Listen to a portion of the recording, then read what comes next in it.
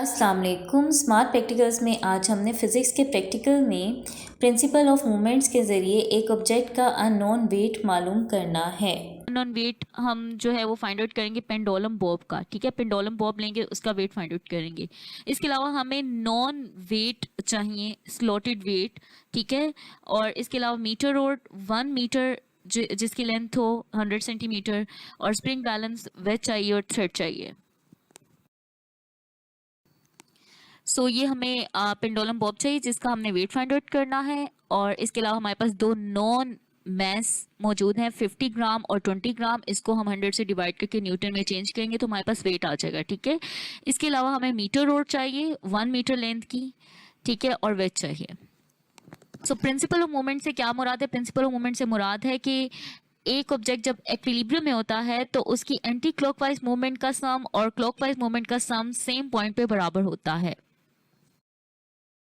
सो 100 centimetre और 1 metre length की जो मीटर रोड है उसका हम सबसे पहले centre of gravity find out करेंगे। ठीक है, और सेंटर ऑफ ग्रेविटी कैसे फाइंड करेंगे? जब क्लॉकवाइज मूवमेंट और एंटी क्लॉकवाइज मूवमेंट बराबर हो जाए, मतलब ये बैलेंस हो जाए मीटर रोड इस वेज के ऊपर। ठीक है, और इस मीटर रोड का जो सेंटर ऑफ ग्रेविटी है वो 50 सेंटीमीटर आ रहा है। और आपने ये फाइंड आउट करना है क्योंकि मैन्युफैक्चरिंग के दरमियान जो है वो थोड़ी मिस्टेक्स भी हो सकती हैं, तो डिफरेंट मीटर रोड का जो सेंटर ऑफ ग्रेविटी है वो डिफरेंट हो सकता है। ठीक है, सो ये उस पॉइंट पे आपने बैलेंस करना है जब anti clockwise movement clockwise movement के बराबर हो जाए। सो ये बैलेंस हो गया और हमारे पास जो सेंटर ऑफ ग्रेविटी है वो 50 सेंटीमीटर आया है। ठीक है, सो अब हमने क्या करना है? अब हमने जो नॉन मैसेज हैं ये हमने जो है वो मीटर रोड की एक साइड पे हमने नॉन मैसेज डालने हैं। ठीक है, दो हमने नॉन मैसेज लिए थे, एक 50 ग्राम और एक 20 ग्राम। ठीक है, सो 50 ग्राम हमने डाल लिया, अब हम 20 ग्राम डाल रहे हैं। ठीक है, मीटर रोड के ऊपर थ्रेड जो हमने थ्रेड की मदद से जो है वो हमने मीटर रोड पर जो है वो डालने हैं। ठीक है, और दूसरी साइड पे हमने क्या किया है? हमने बॉब जो जिसका हमने वेट फाइंड आउट करना है उसको हमने मीटर रोड की दूसरी साइड पे लगा देना है। फिर हमने इनको इस डिस्टेंस पर रखना है कि जो क्लॉकवाइज मूवमेंट है वो एंटी क्लॉकवाइज मूवमेंट के बराबर हो जाए, मतलब जो मीटर रोड है उसको हमने दोबारा से बैलेंस करना है। ठीक है, सो हमने ये बैलेंस कर लिया। अब ये जो बॉब है इसको मैं पॉइंट ए का नाम दे रही हूँ, ये पॉइंट बी है, ये पॉइंट सी है, और जो 50 सेंटीमीटर है उसको मैं जी का नाम दे रही हूँ, सेंटर ऑफ ग्रेविटी उसको जी कह रहे हैं। ठीक है, ये जी है। सो अब पॉइंट ए से पॉइंट जी तक का जो डिस्टेंस हमारे पास आ रहा है वो आ रहा है 44.7 सेंटीमीटर। ठीक है, क्योंकि जी हमारे पास 50 है और ए हमारे पास जो है वो 5.3 है।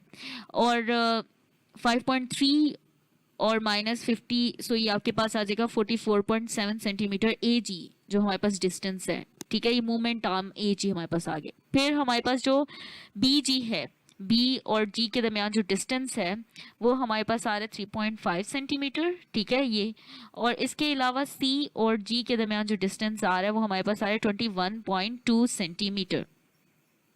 सो ये आप देख सकते हैं ये मीटर रोड बैलेंस है क्योंकि क्लॉकवाइज मूवमेंट और एंटी क्लॉकवाइज मूवमेंट बराबर है। हमने वेट को इस तरीके से एडजस्ट करना है। ठीक है, कि क्लॉकवाइज मूवमेंट और एंटी क्लॉकवाइज बराबर हो जाए। हमने फिर वो जो डिस्टेंस है वो हमने फाइंड आउट करने हैं जैसे हमने भी किए हैं। करेंगे पहली ऑब्जर्व रीडिंग में जो वेट 1 है, W1 है, वो बेसिकली जो मैस B है उसको हमने कहा W1, वो 50 ग्राम था, 100 से डिवाइड किया, न्यूटन में चेंज किया तो 0.5 आ गया। ठीक है, वेट 2 जो है वो मैस C है, वो 20 ग्राम था, 100 से डिवाइड किया, न्यूटन में चेंज करने के लिए तो 0.2 न्यूटन आ गया। AG हमारे पास 44.7 सेंटीमीटर आया था, BG हमारे पास 3.5 सेंटीमीटर आया था, CG हमारे पास 21.2 सेंटीमीटर आया था। एंटी क्लॉकवाइज मूवमेंट किसके बराबर होंगी? W इंटू ए जी, मतलब W इंटू 44.7, और क्लॉकवाइज मूवमेंट जो है वो हमारे पास जो है W1 इंटू बी जी और W2 इंटू सी जी।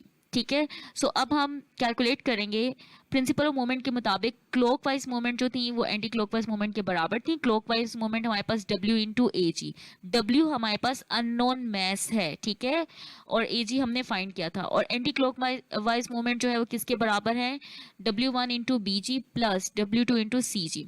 सो हमें W फाइंड करना है, अननोन मैस फाइंड करना है, तो हम क्या करेंगे? ए जी को डिवाइड कर देंगे। ठीक है, इक्वेशन की दूसरी साइड पे जाके AG डिवाइड हो जाएगा।